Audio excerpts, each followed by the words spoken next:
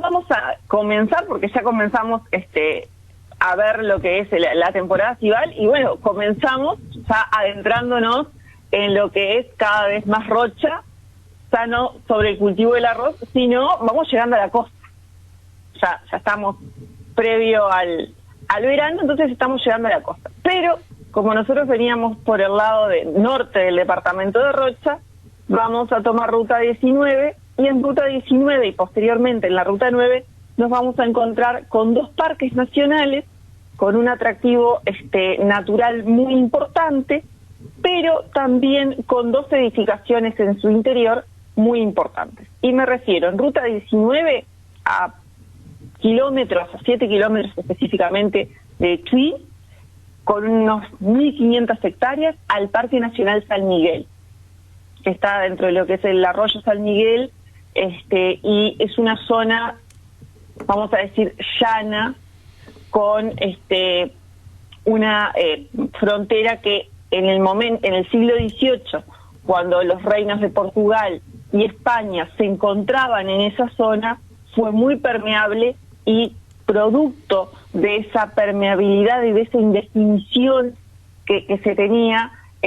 recién se va a definir en 1767 con el Tratado de San Ildefonso,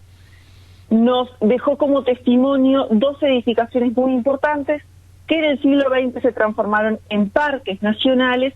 y que podemos observar en esas miles de hectáreas que ocupan estos parques, que están separados unos 50 kilómetros uno del otro, pero que se puede hacer, digamos, en el mismo recorrido. Y lo que podemos ver en estos parques es una abundancia de naturaleza y de monte autóctono, por ejemplo.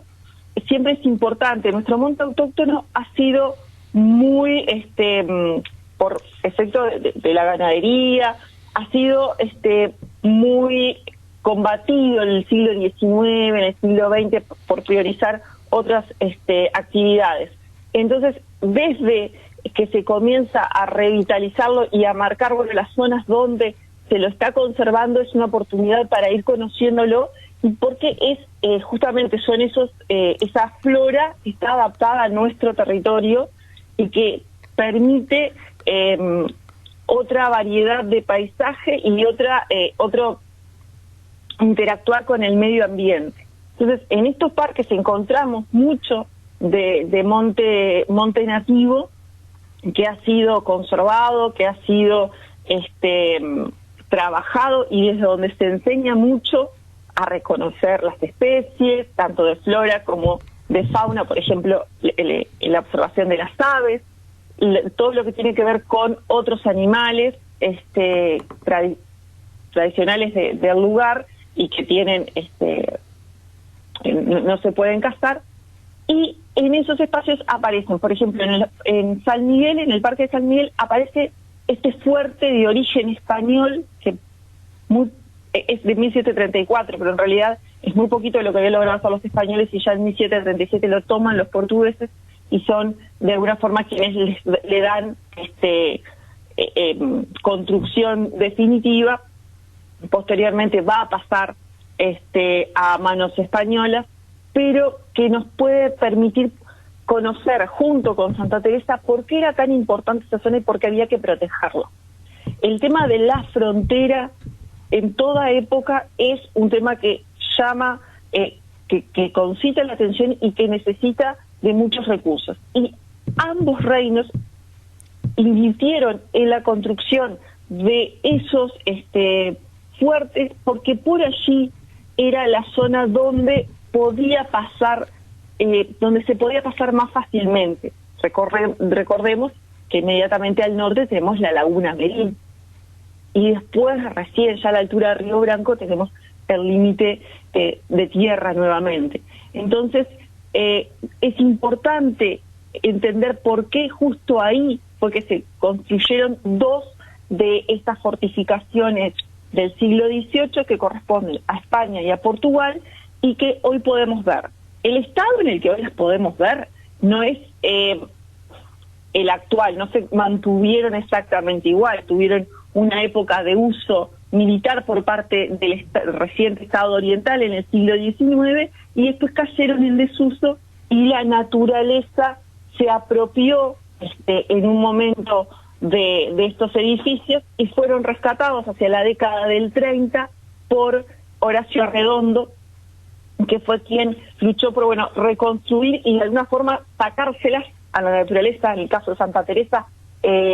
lo que eran los médanos habían invadido la fortaleza. Hay algunas fotografías que se conservan que realmente la tarea fue titánica de sacar la arena de lo que restaba del edificio y reconstruirlo. Lo que Arredondo tomó fue, reconstruirlo tal cual había sido. En el caso de San Miguel, él apostaba a dejarlo como lo habían encontrado prácticamente, pero lo cierto es que, se reconstruyen ambos y eso es lo que nos permite conocer un poquito más cómo funcionaba esa zona de frontera entre los imperios y cómo podía de alguna forma controlarse. ¿Por qué qué tenía esta zona de tan interesante para que ameritara que ambos imperios chocaran en esa zona y durante el siglo XVII hasta 1777 estuvieran en este conflicto y él forma un fuerte, lo toma el otro? Esa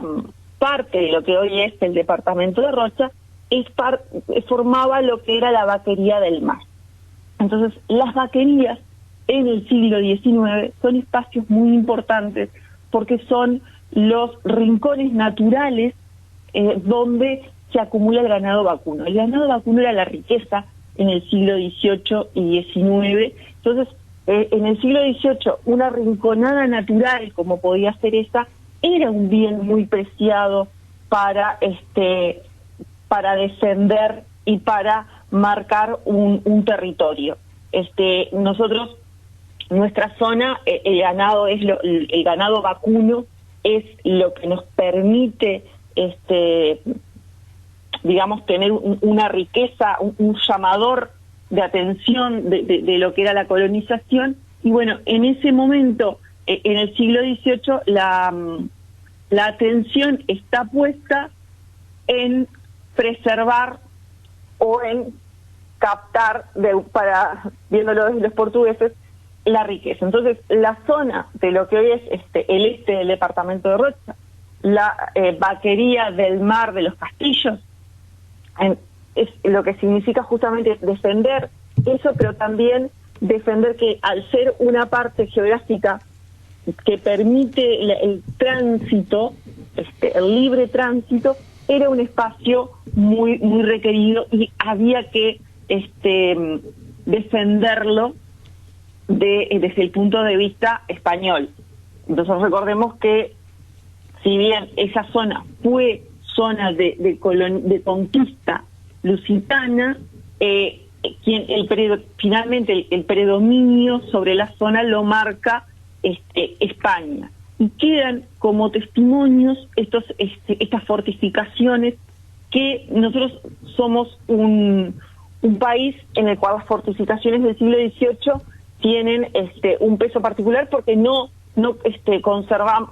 tenemos decenas de fortificaciones. Sí tenemos como las dos más importantes de alguna forma, San Miguel y Santa Teresa,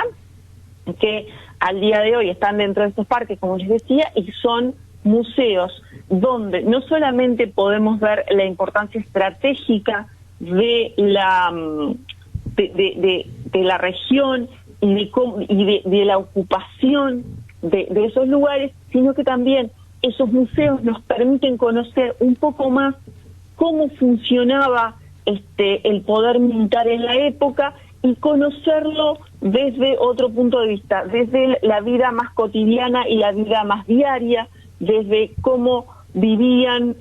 tanto la tropa como lo que eran los principales cargos. Hay una estratificación muy grande propia del ejército, y también conocer cómo,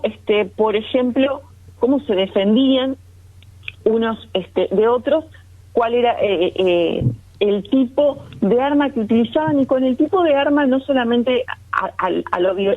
por el aspecto de la violencia, sino todo lo que llevaba, todo el trabajo que acarreaba, por ejemplo, la defensa con cañones,